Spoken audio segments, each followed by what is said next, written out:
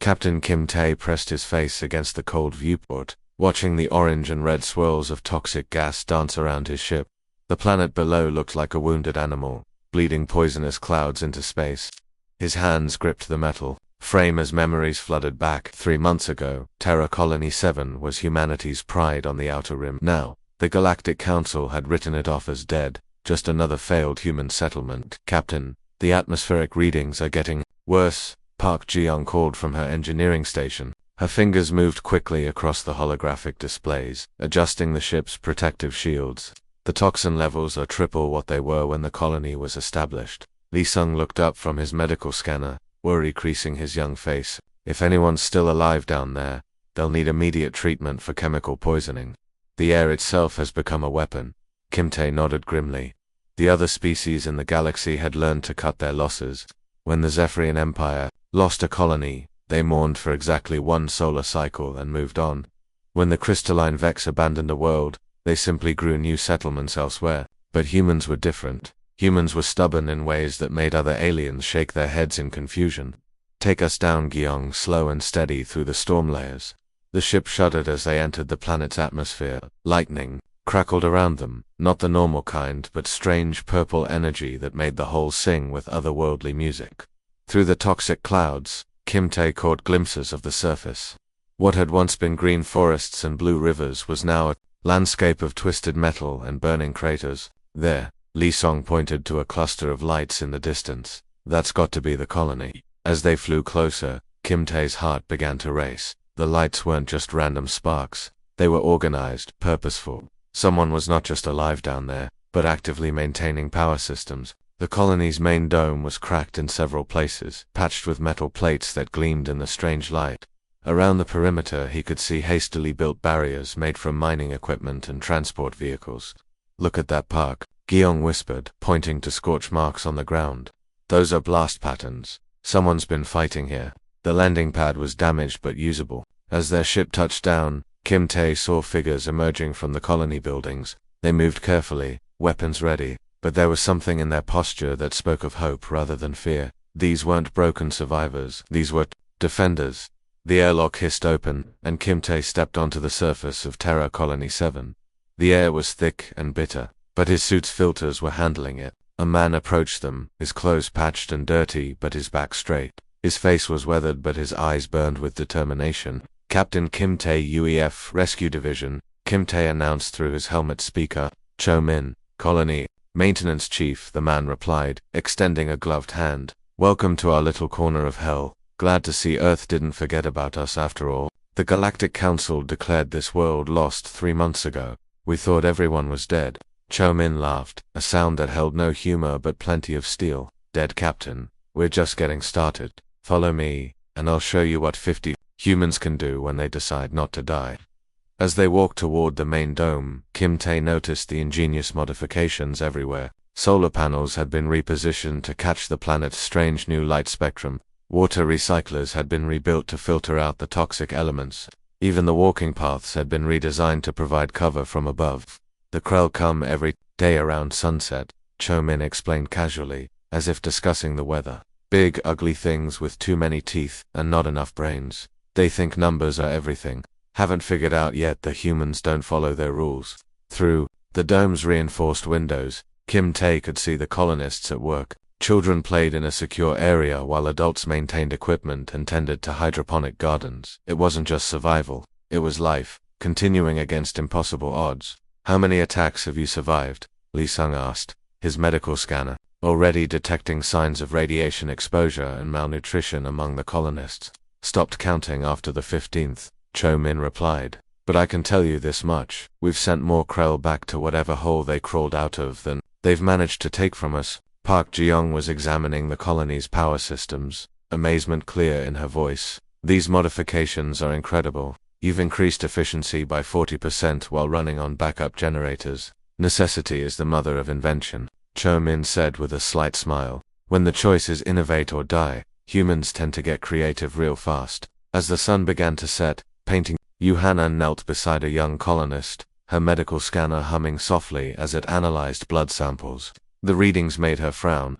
Protein levels were dangerously low, and vitamin deficiencies showed clearly on the display. Yet the child looked up at her with bright, alert eyes, asking when she could help with the evening preparations.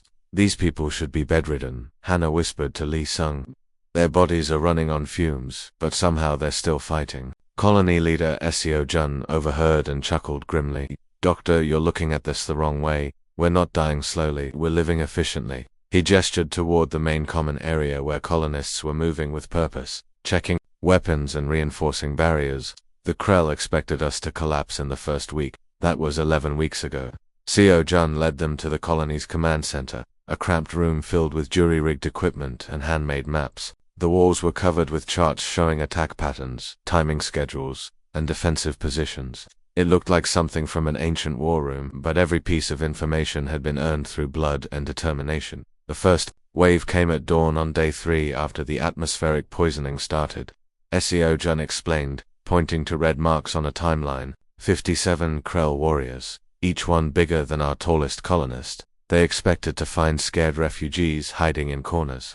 What they found instead, interrupted Mechanic Lim Kong as he entered the room, was humans who don't know how to quit. His hands were covered in grease and his clothes were torn, but his grin was fierce. Let me show you something beautiful. Lim Kong led them outside to what had once been the colony's mining yard. The massive excavation equipment had been transformed into something that would make military engineers weep with envy. Drilling rigs had been converted into rotating cannon platforms.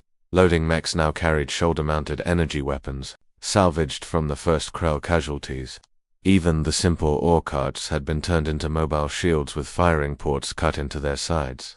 The Krell fight like they're still in the Stone Age, Lim Kong explained, patting the side of a converted plasma cutter. They charge in straight lines, roaring and waving their weapons. Very impressive if you're trying to scare primitive prey. Not so effective against humans who've been working with heavy machinery since childhood. Park Ji-young ran her hands along the modified equipment, her engineer's mind racing. These power couplings shouldn't work. You've connected systems that were never designed to interface.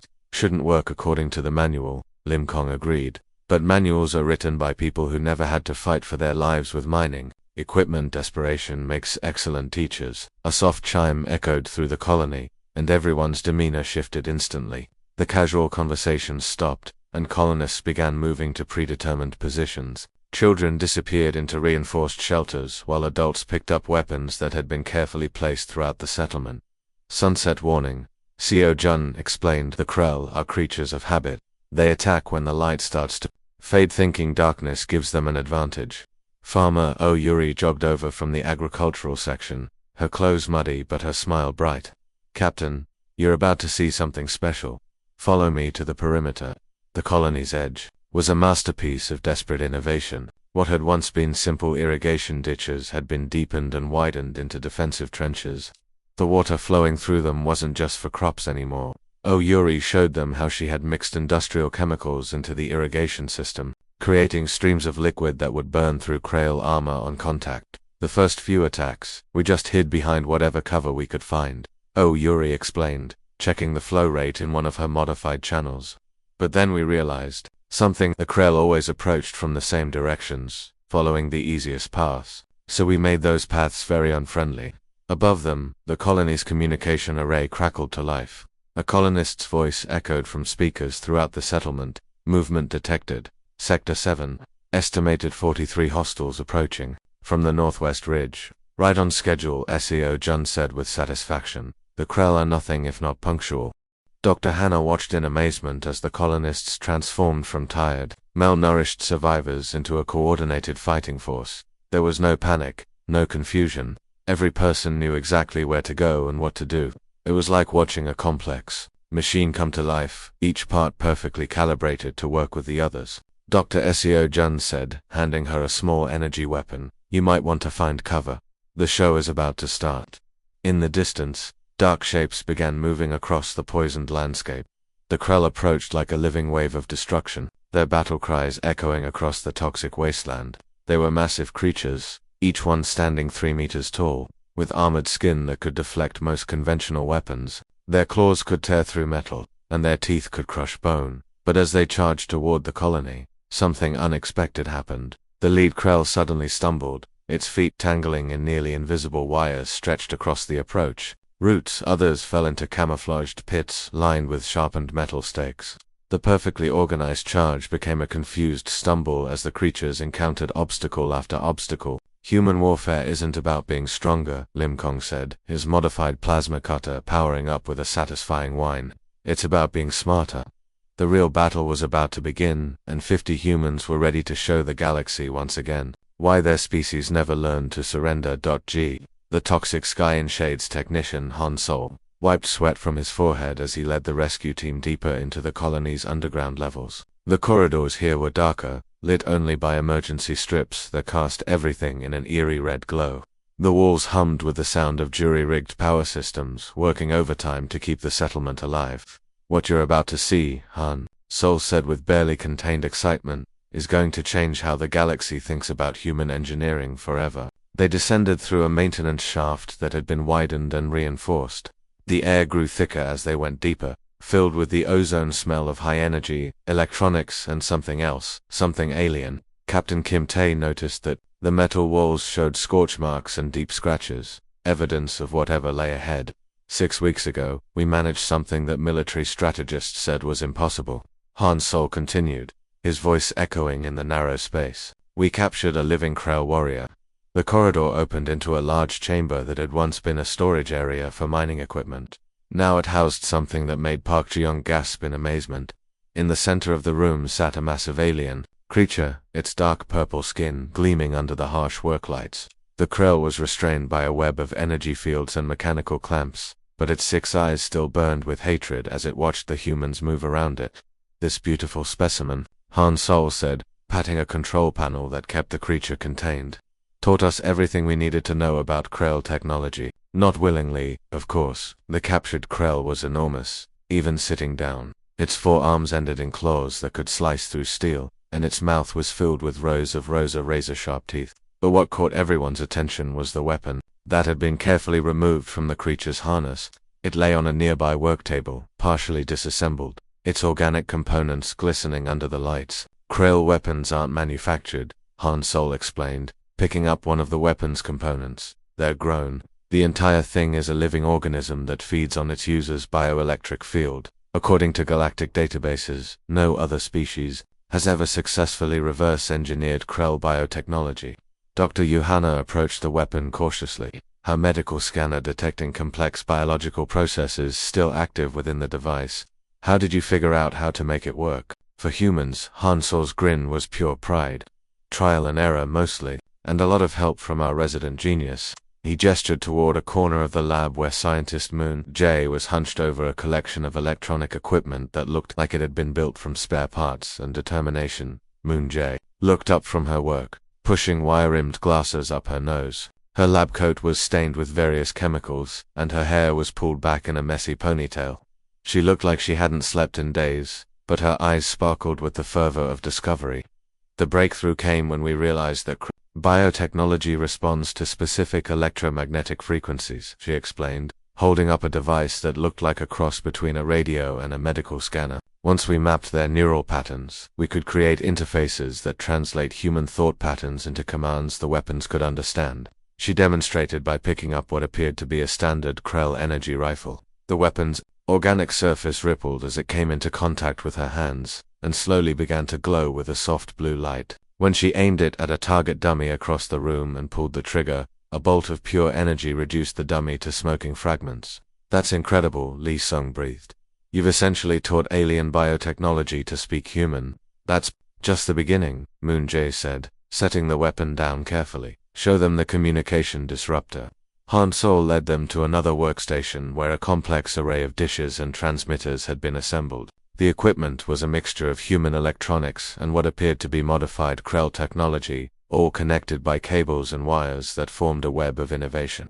The Krell coordinate their attacks using a form of psychic communication, Moon Jae explained, adjusting settings on the device. It's not telepathy exactly, but a shared consciousness that allows them to act as a single organism during battle. No other species has ever found a way to interfere with it. She activated the device, and immediately the captured Krell began thrashing in its restraints, its eyes rolling wildly. The creature that had been glaring at them with intelligent hatred suddenly looked confused and disoriented.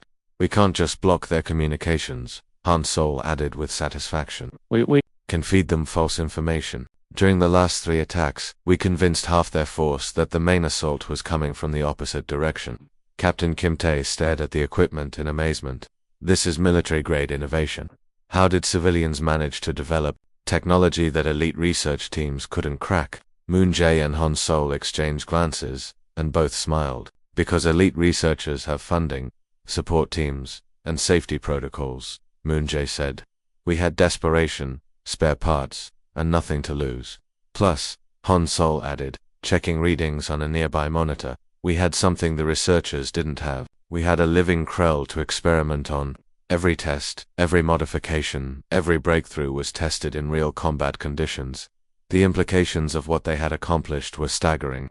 In a few months, working with salvaged equipment and captured alien technology, 50 human colonists had achieved scientific breakthroughs that could change the balance of power in the galaxy. They had turned their isolation into an advantage, their desperation into innovation. The Galactic Council is going to want to study this, Park Ji-young said, examining the weapon interfaces. This technology could revolutionize how humans interact with alien systems. Let them study it, Moon Jae replied, powering down the communication disruptor.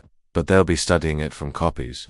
The originals stay here, with the people who bled to create them. The captured Krell let out a low growl as its mental clarity returned, but there was something different in its eyes now. Not just hatred, but a grudging respect. It had watched humans take its people's greatest advantages and turn them into weapons of human survival. In the depths of Terra Colony 7, surrounded by the tools of desperate innovation, the rescue team realized they weren't just witnessing survival, they were witnessing evolution, the birth of a new chapter in humanity's endless story of adaptation and triumph.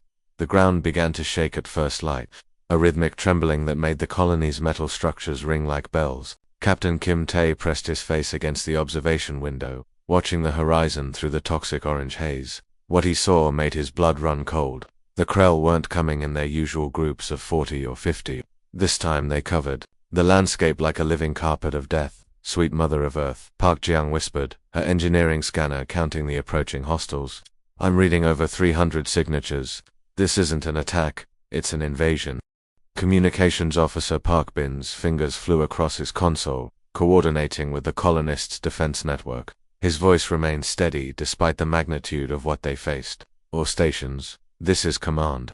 We have approximately 8 minutes before contact. Repeat, 8 minutes to deployment. Captain Kim Tae felt the weight of command crushing down on him. His rescue ship could be airborne in 3 minutes, safely away from the planet before the Krell arrived. It would be the smart choice, the sensible choice, save the people who could be saved, and report back to Earth Command about the colonies. Heroic last stand, Captain Lee Sung said quietly, checking his medical supplies. The evacuation pods can hold maybe 20 people. We'd have to leave 30 behind. No, the voice came from behind them. Colony leader Seo Jun stood in the doorway, his weathered face set in stone. Nobody leaves. This is our home, and we're not running from it. Be reasonable, Kim Tae argued. 300 Krell against 50 colonists. Those aren't odds, that's suicide. Seo Jun walked to the window and looked out at the approaching enemy. Captain, you're thinking like a military strategist. Numbers, odds, tactical advantages. But this isn't a military operation. This is a family defending their home. Around them, the colony erupted into controlled chaos. Colonists moved to their positions with the precision of months of practice. Children disappeared into the deepest shelters while adults took up weapons that had been lovingly maintained and modified. There was no panic, no despair, just grim determination and the quiet confidence of people who had already decided that would rather die fighting than live running. Look at them, Seo Jun continued, gesturing toward the colonists. Farmer Oyuri is checking her irrigation weapon systems. Mechanic Lim Kong is powering up the mining equipment. Scientist Moon Jae is calibrating the communication disruptor. They're not thinking about dying today. They're thinking about winning. Park Bin's voice crackled over the intercom. Captain, I'm getting emergency signals from the outer perimeter. The Krell Vanguard is moving faster than expected. Contact in 5 minutes. Kim Tae closed his eyes and made his choice. When he opened them again, his expression had changed from rescue commander to battle leader. Park Bin, signaled the ship. Tell them to move to a defensive position over the main dome. If we're doing this, we're doing it right, sir. Park Young looked confused. The ship's weapons aren't designed for ground support. Then we'll have to get creative, Kim Tae replied, echoing the words he'd heard from the colonists. Han, Sol, can you interface our ship's systems with the colony's defense network? Technician Han Sol was already pulling up schematics on his portable display. Give me 3 minutes and I can link our targeting computers to their weapon systems. We can turn your ship into a flying artillery platform. The first explosions shook the colony as Krell advanced scouts triggered the outer defensive mines. Through the observation windows, they could see flashes of light and smoke rising from the perimeter. The battle for Terra Colony 7 had begun. Medical station is ready, Lee Sung reported. His aid kit expanded into a full field hospital. I've got supplies for treating energy burns and trauma wounds. Dr. Yuhana is setting up a secondary treatment area in the lower levels. Park Bin's voice rose above the noise of preparation. All stations, confirmed visual on the main Krell. Force, they're not just coming from the northwest this time. They've surrounded us completely. Outside, the enemy was visible as a dark tide flowing across the poisoned landscape.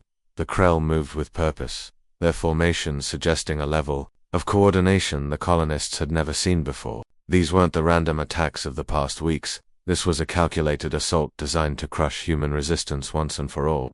They're learning, observed Moon Jae, watching the enemy approach through her modified sensors. They've adapted to our tactics. No more charging in straight lines.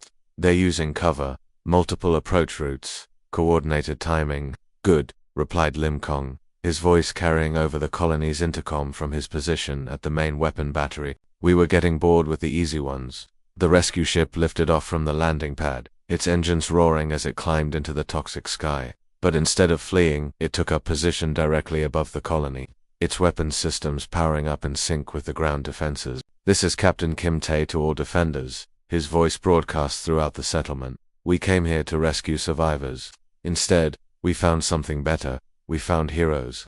Today, we stand with you. The Krell reached the outer perimeter, and the real battle began.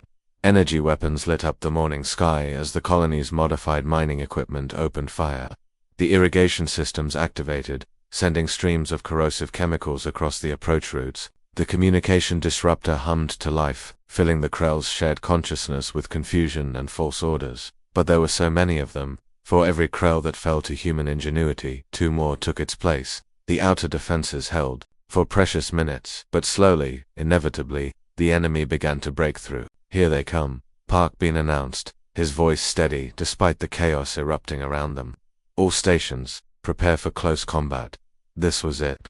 The moment that would decide whether Terra Colony 7 would stand as a monument to human determination, or fall as a cautionary tale about the dangers of stubborn pride. 50 colonists and 4 rescue personnel, armed with creativity and desperation, faced an alien army that had never known defeat. The battle for humanity's future was about to begin. The battle raged for 6 brutal hours, turning the toxic landscape around Terra Colony 7 into a hellscape of energy blasts and alien screams. The Krell had expected to crush human resistance within minutes, but as the sun climbed higher through the poisoned atmosphere, their perfect formation began to crack. Captain Kim Tae's ship swooped low over the colony perimeter, its modified weapons systems firing in perfect synchronization with the ground defenses. What had started as a rescue vessel was now the colony's guardian angel, raining destruction on the alien invaders below. Park Ji-young had managed to link their targeting computers with Moon Jae's communication disruptor, turning each weapon's blast into a precisely calculated strike that hit exactly where the Krell weren't expecting it.